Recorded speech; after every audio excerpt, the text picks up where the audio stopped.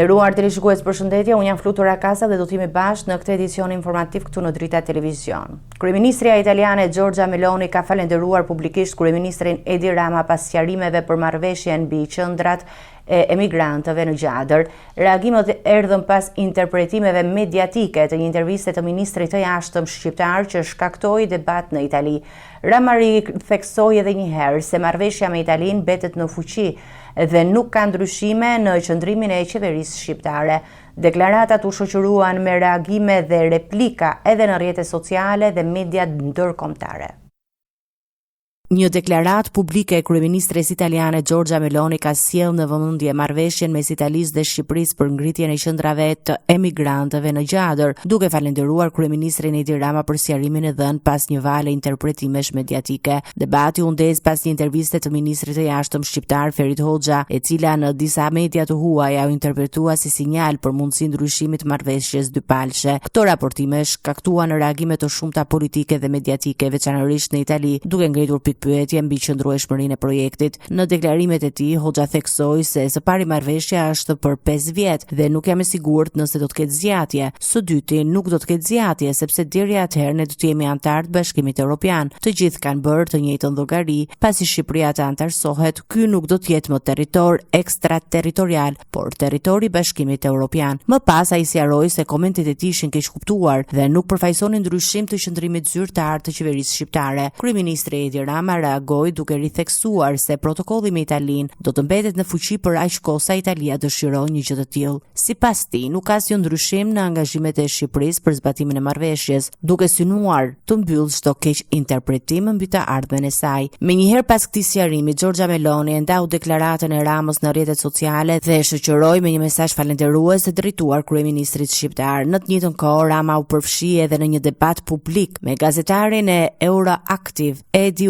lidhur me interpretimin e intervistës së ministrit Hoxha. Në një postim në platformën X, kryeministri nuk e la gazetarin pa përgjigje. I dashur Edi Uaks e kuptoi që është argëtuese të krijohet një histori Edi kundër Edit, por këtu realisht nuk ka vend për një gjë të tillë, sepse së pari unë nuk u ankova për Edin tjetër dhe së dyti, tani që ti me bujari publikove transkriptin e plot, është krejtësisht e qartë se citimi i shkurtër ishte mjaftueshëm çoroditës që kushdo me një bisedë ideologjik të caktuar ta përdorte sipas dëshirës së vet, por sinqerisht as pak hatërmbetje, njëri Edi duhet të bëjë atë që dëshiron dhe Edi tjetër duhet ta durojë atë.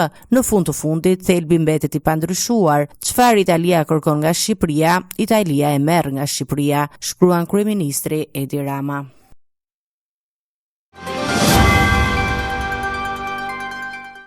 Bizneset e vogla dhe të mesme do të kenë akses në kredi me interesa më të ulta të mbështetura në garanci shtetërore.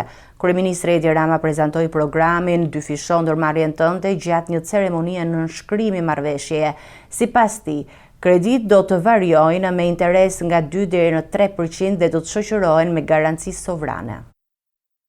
Qeveria ka prezantuar një program të rimbështetës për bizneset e vogla dhe të mesme, i cili synon të lehtësojë aksesin me kredi përmes normave të ulta të interesit në garanci shtetërore. Gjatë ceremonisë së nënshkrimit të marrëveshjes për programin Dy fishon ndërmarrjen tënde, kryeministri Edi Rama bëri të ditur se linja e re e financimit do të ofrojë kredi me interes të kufizuar nga 2 deri në 3%. Sipas tij, kjo nismë do të mbështetet nga një garanci sovrane e shtetit shqiptar, e cila do të mbulojë nga 30 deri në 70% të riskut të kredis në varësi të vlerësimit të projektit. Për ndërmarrjet e vogla të mesme, do të vihet në dispozicion një linjë kredie me një interes minimal 2% dhe maksimal 3%, dhe këtu edhe një herë kërkojmë bashkëpunim dhe solidaritet të plot nga ana juaj, por natyrisht e shoqëruar me një garanci sovrane të qeverisë shqiptare për të ulur në mënyrë kuptim plot riskun e kredisë për bankat. Një garanci sovrane që varion nga 30 në 70% sipas nivelit të vlerësuar të riskut.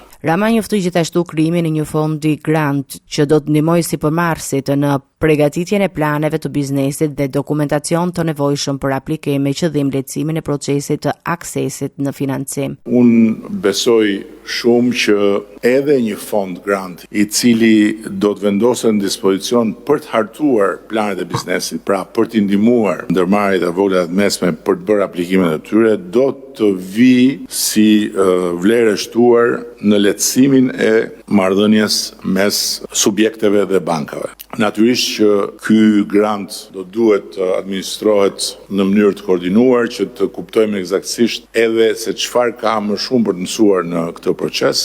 Duke u ndalur tek treguesit e kreditimit, Rama u shpreh se është dyfishuar kapaciteti financues i ekonomisë nga bankat e nivelit të dytë, që tregon se ekonomia është në gjendje të shëndetshme dhe me potencial në rritje të mëtejshme, po ashtu kreditet këshia kanë rënë në nivele të papërfillshme. Kreu i Partisë Demokratike Sali Berisha ka akuzuar kryeministrin Edi Rama për bllokim të procesit të integrimit evropian. Ai e ka cilësuar qeverinë si të lidhur me krimin dhe ka ngritur kritika për mungesë transparence për raportet e BE-s. Berisha u përgjigj edhe deklaratave të Ramës për prokurimet publike dhe rënjen e integritetit të tyre. Kreu i Partisë Demokratike Sali Berisha ka intensifikuar kritikat ndaj kryeministrit Edi Rama duke akuzuar atë si përgjegjës për bllokimin e procesit të integrimit të Shqipërisë në Bashkimin Evropian. Gjatë mbledhjes së grupit parlamentar demokrat, Berisha deklaroi se procesi i integrimit sipas tij është marrpeng nga një organizatë kriminale, duke u referuar qeverisë dhe kreut të saj. Ky proces, siç faktohet çdo ditë më shumë, është marrpeng nga një organizatë kriminale që drejton Shqipërinë me kreun e sajt Meduzës Edi Ramën. Berisha ngriti gjithashtu shqetësime për mungesë transparence duke u referuar konstatimeve të raportit të Parlamentit Evropian. Ata nuk japin asnjë njoftim në një kohë kur vendet tjera, pas çdo mbledhje të Koelas për vendet e tyre, informojnë publikun. Është transparent fare. Padroni Edi Ramës, Aleksandar Vučić, po thot, jemi bllokuar për ligjet e drejtësisë dhe pranon që nuk janë në rregull dhe duhet ndryshuar. Kurse ky deklaronte ditën e Europës se nuk kanë lidhje me ballukun këto. Dhe më keq akoma, negociatat nuk janë tonat, janë të Komisionit Evropian. E kuptoni ju çfarë shtythuash këtij jam këtu apo? Ecin secin e ka përgjegjësinë Komisioni Evropian. Në deklarimet e tij, kreu i opozitës u përgjigj dhe komenteve të kryeministrit Rama lidhur me shifrat për prokurimet publike, duke akuzuar për manipulim të të dhënave dhe mungesë transparence në tendera. E ka gënjeshtër me tapi dhe njeri që çdo fjali lëshon një gënjeshtër, ose nuk mund të them se e gënjen stafi, po stafi duket se ky vet po i thahet truri nga droga, e ka shumë të vështirë të orientohet, absolutisht. Se truri rrudhet nga droga dhe deri thot shan aty në tender. Jo mor zotë, ja, nuk është e imja kjo. Nuk është e PD-s kjo. Kjo është open tender. EU e Bashkimit Evropian kliko dhe del në fillim. Sa është transparenca? Në 50 pikë ka transparenca. Dhe si asnjë vend tjetër në 38 vende nuk ka asnjë fitues tenderi të rëndësishëm nga vendet anëtare të Bashkimit Evropian. Përjashtohet. Ndalohet për vendet vetëm sa nuk shkruhet tabela. Ndalohet për vendet anëtare të Bashkimit Evropian pjesëmarrja. Ndërkohë, Partia Demokratike ka depozituar në kuvend disa propozime për ndryshime në rregulloren parlamentare, ndërto përfshihen kërkesa për balancimin e përbërjes së sekretariatit etikës, rregullimin e drejtimit të grupeve të miqësisë në kuvend dhe garantimin e stafit të mbështetës politik për grupet parlamentare. Partia Demokratike ka depozituar një paketë amendimesh për ndryshimin e rregullores së kuvendit. Propozimet lidhen kryesisht me masa disiplinore ndaj deputetëve dhe barazi në strukturat parlamentare. Opozita kërkon gjithashtu ndryshime në kozgjatjen e seancave dhe organizimin e komisioneve. Sipas PD-s, këto ndryshime synojnë një funksionim më të balancuar të kuvendit.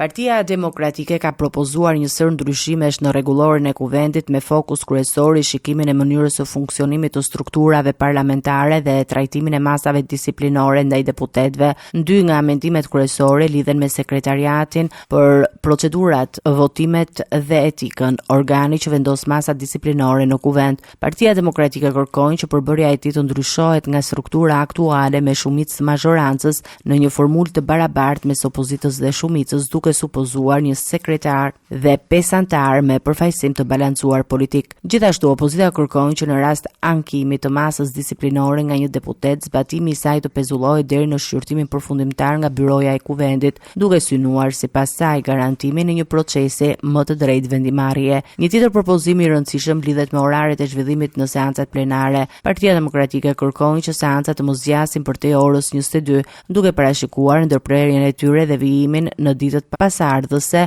në orën 10 të paradites. Në paketën e amendimeve përfshihen edhe kërkesa për barazi në numrin e stafit mbështetës politik mes dy forcave kryesore parlamentare, si dhe rishikimin e organizimit të komisioneve. KPD-ja propozon ndarjen e komisioneve për Europën dhe punët e jashtme në dy struktura të veçanta, siç ka qenë më herët. Opozita kundërshton gjithashtu propozimet për shkurtimin e kohës së fjalës së deputetëve nga 10 në 5 minuta dhe për shpejtimin e procedurave për aktet që lidhen me integrimin evropian, duke kërkuar shqyrtimin e tyre sipas procedurës normale parlamentare.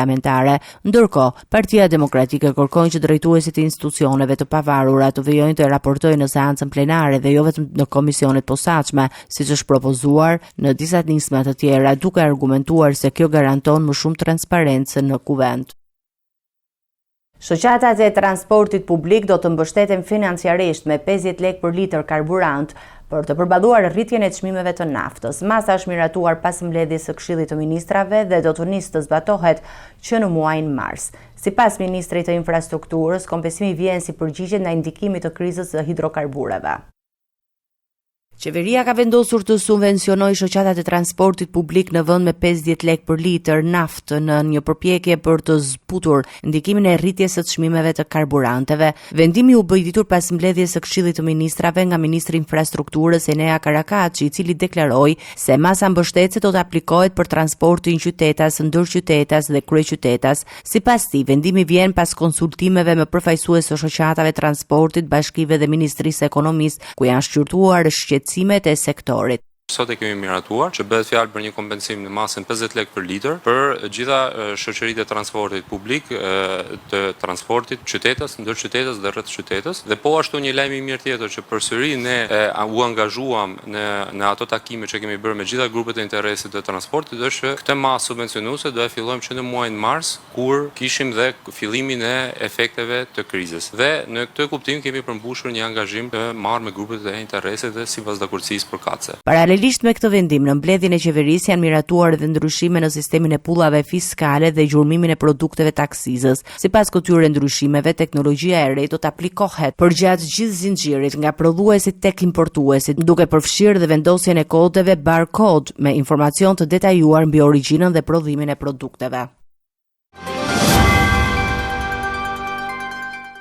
Bordi i transparencës ka vendosur rritje të re të çmimeve të karburanteve në tregun vendas.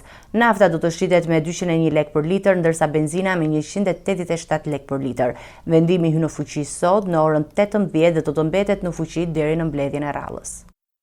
Bordi i transparencës ka miratuar çmime të reja për shitje me pakicë të karburanteve në Shqipëri, duke sjellë një tjetër rritje në tregun vendas të hidrokarbureve. Sipas vendimit të marrë në mbledhjen e datës 13 maj, çmimi i naftës është caktuar në jo më shumë se 201 lekë për litër, duke shënuar një rritje prej 4 lekësh krahasuar me vendimin e mëparshëm. Ndërkohë, çmimi i benzinës është vendosur në 187 lekë për litër, me një rritje prej 5 lekësh. Përveç tregtimit me pakicë janë përcaktuar edhe çmimet e shitjes me shumë ku nafta do të tregtohet jo më shumë se 189 lekë për litër, ndërsa benzina jo më shumë se 175 lekë për litër. Vendimi hyn në fuqi sot në orën 18 dhe do të mbetet i zbatueshëm deri në mbledhjen e radhës së Bordit të Transparencës, ku pritet të rishikohet sërish lëvizjet e çmimeve në varësi të tregut. Autoritetet kanë tërhiqur vëmendjen e të gjitha operatorëve të tregut të shumicës dhe pakicës në respektimin e vendimit, duke paralajmëruar masa ndëshkuese për fshirë pezullimin e aktivitetit në rast të shkeljesh. Në njoftim theksohet gjithashtu se Ministria e Ekonomisë dhe Inovacionit, Ministria e Financave dhe Ministria e Infrastrukturës dhe Energjisë janë të angazhuar për të mbrojtur interesat e konsumatorëve dhe për të garantuar funksionimin e një tregu të ndershëm dhe konkurrues në sektorin e karburanteve.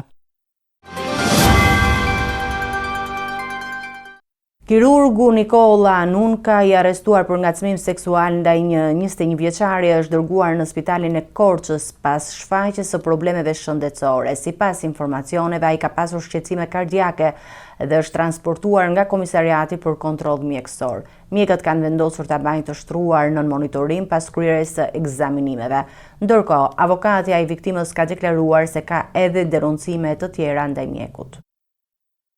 Kirurgu Nikola Nunka, i arrestuar pas një denoncimi për ngacmim seksual ndaj një 21 vjeçareje, është dërguar në spitalin e Korçës pasi ka shfaqur probleme shëndetësore gjatë qëndrimit në komisariat. Sipas informacioneve paraprake, mjeku ka pasur më herët histori me problemet kardiake dhe nuk është ndjerë mirë në ambientet e policisë, shka ka bërë që të transportohet menjëherë në urgjencë për kontroll mjekësor. Pas kryerjes së ekzaminimeve përkatëse, mjekët kardiolog kanë konstatuar probleme të karakterit kardiak dhe kanë vendosur që ai të mbahet i shtruar për monitorim të vazhdueshëm në spital. Ndërkohë, avokatja e 21 vjeçares që ka bërë denoncimin ka deklaruar për mediat se rasti nuk është izoluar, duke bërë të ditur se pas publikimit të ngjarjes kanë bërritur dhe dëshmi të tjera nga gra dhe vajza që pretendojnë se janë përballur me sjellje të ngjashme nga i njëjti mjek.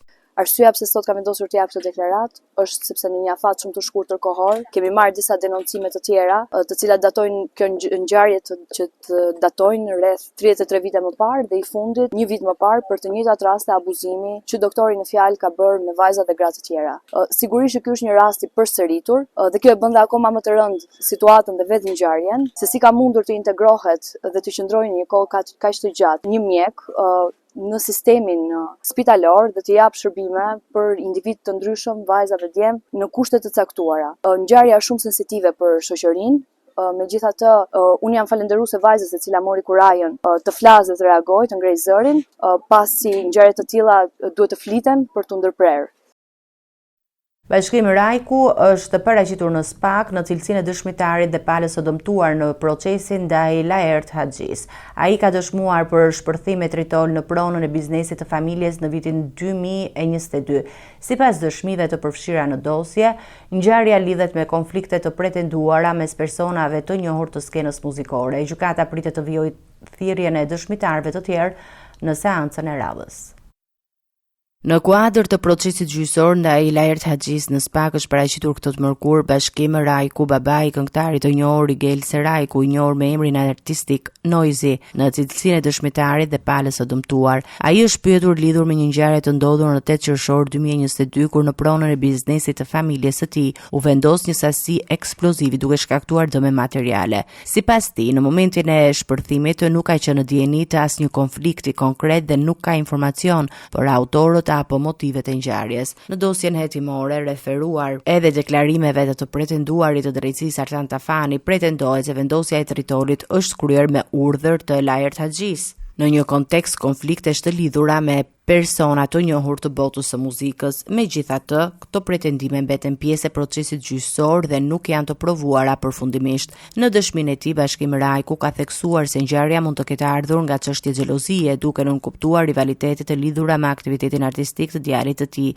Ai është shprehur se familja nuk ka pasur konflikte të hapura me askënd dhe se nuk njeh autorët e mundshëm të ngjarjes. Gjykata pritet të vijojë shqyrtimin e çështjes në seancat e ardhshme ku është planifikuar të thirren sërish dëshmitar të tjerë përfshirë edhe Rigel Serajkun, ndërsa në listë figuron edhe këngëtari Kleviola Meti. Paralelisht, në një tjetër seancë të lidhur me dosjen është dëgjuar edhe dëshmia e një dëshmitari okular për atentatin ndaj Kujti Metës, i cili ka deklaruar se autorin e ka parë maskuar pa mundur ta identifikojë.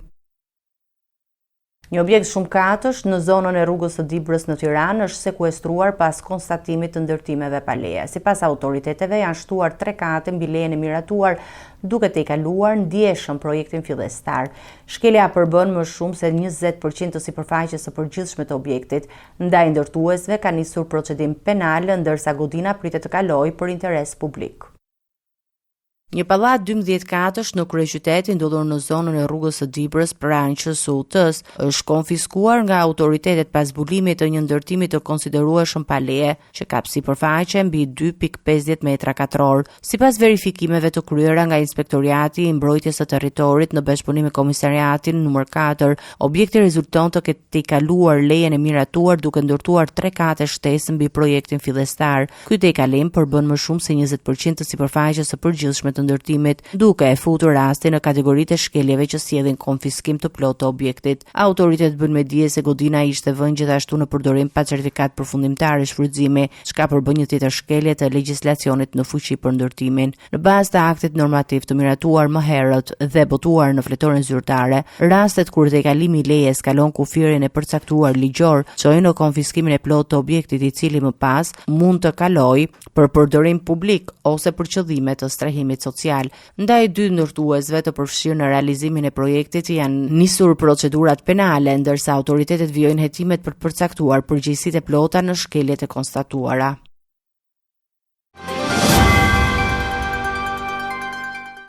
Ecime të tjera zhvillime. Partitë kryesore në Kosovë kanë dorëzuar listat e kandidatëve për zgjedhjet e parakohshme të 7 qershorit. Lëvizja Vetëvendosje hyn me garë Albin Kurtin në krye të listës. Lidhja Demokratike e Kosovës dhe Aleanca për Ardhmërinë e Kosovës kanë bërë gjithashtu publikime të rëndësishme të renditjes së kandidatëve. Procesi është shoqëruar me mungesa emrash dhe pakënaqësish brenda disa subjekteve politike.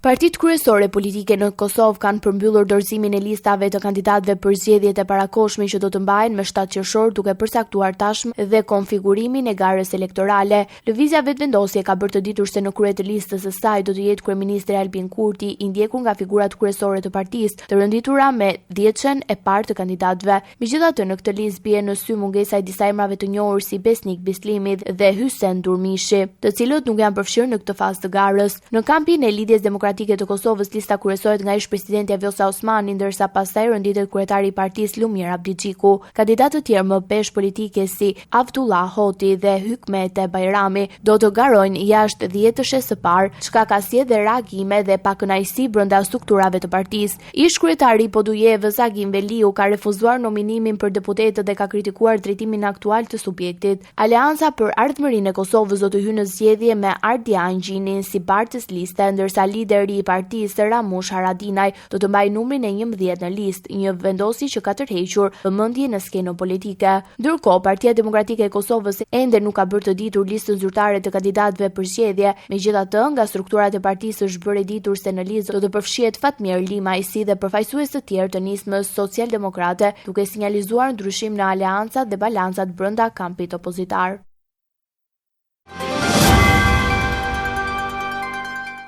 Të nderuar televizionistë, do të jemi me parashikimin e motit. Territori shqiptar për datën 14 maj 2026 do të karakterizohet nga moti i paqëndrueshëm me reshje shiu në disa zona dhe vranësira të shpeshta gjatë ditës. Paraditja do të sjellë reshje shiu në zonat qendrore dhe juglindore, ndërsa zonat bregdetare do të kenë vranësira dhe intervale të shkurtra me kthjellime. Pasditja vijon me mot të freskët dhe reshje lokale. Temperatura minimale pritet të zbresë deri në 7 gradë Celsius, ndërsa ajo maksimale do të arrijë deri në 21 gradë Celsius. Gjatë ditës priten rreth 3 deri në 5 orë me diell. Era do të fryejë lehtë deri mesatare nga drejtimi veriperëndimor me shpejtësi 3 deri në 5 metra për sekond. Deti do të ketë dallgëzim mesatar rreth 2 deri në 3 ball. Indeksi ultraviolet për Tiranën pritet të jetë mesatar rreth 4. Sipas të dhënave astronomike, lindja e diellit në Tiranë do të jetë rreth orës 5:16 minuta, ndërsa perëndimi rreth orës 19:58 minuta. Temperaturat minimale dhe maksimale për disa qytete kryesore të Shqipërisë do të jenë si më poshtë: Shkodër 12 deri në 21 gradë Celsius, Kukës 7 deri në 19 gradë Celsius, Peshkopi 8 deri në 17 gradë Celsius, Tiranë 13 deri në 19 gradë Celsius, Durrës 13 deri në 19 gradë Celsius, Kavaj 12 deri në 19 gradë Celsius, Elbasan 13 deri në 20 gradë Celsius, Berat, 13 deri në 19 gradë Celsius. Korç, 7 deri në 15 gradë Celsius. Vlorë, 15 deri në 20 gradë Celsius. Gjirokastër, 11 deri në 19 gradë Celsius. Sarand, 13 deri në 20 gradë Celsius. Territori i Kosovës për datën 14 maj 2026 do të karakterizohet nga mot i ndryshueshëm me vranësira, intervale me diell dhe reshje të lehta lokale në disa zona. Paraditja do të jetë kryesisht me vranësira të pjeshme, ndërsa pasditja sjell reshje të lehta shiu në disa zona qendrore dhe perëndimore. Temperatura minimale pritet të zbresë deri në 8 gradë Celsius, ndërsa ajo maksimale do të arrijë deri në 20 gradë Celsius. Era do të fryejë lehtë nga drejtimi veriperëndimor me shpejtësi 2 deri në 4 metra për sekond. Indeksi ultraviolet për Prishtinën pritet të jetë mesatare rreth 4. Sipas të dhënave astronomike, lindja e diellit në Prishtinë do të jetë rreth orës 5:07 minuta, ndërsa perëndimi rreth orës 19:56 minuta. Temperaturat minimale dhe maksimale për disa qytete kryesore të Kosovës do të jenë si më poshtë: Mitrovica, 9 deri në 19 gradë Celsius. Podujev, 8 deri në 18 gradë Celsius. Skënderaj, 10 deri në 19 gradë Celsius. Pej, 9 deri në 16 gradë Celsius. Prishtinë, 10 deri në 19 gradë Celsius. Gjakov, 11 deri në 20 gradë Celsius. Malishev, 10 deri në 18 gradë Celsius. Gjilan, 9 deri në 17 gradë Celsius. Ferizaj, 9 deri në 18 gradë Celsius. Kaçanik, 9 deri në 16 gradë Celsius. Suharek, 11 deri në 18 gradë Celsius.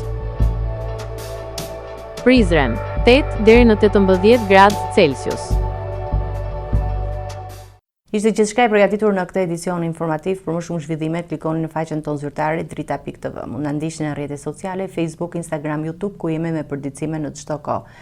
Vazhdoni të qëndroni në shoqërinë e televizionit Drita, bashkë miru takofshim në edicionet e tjera.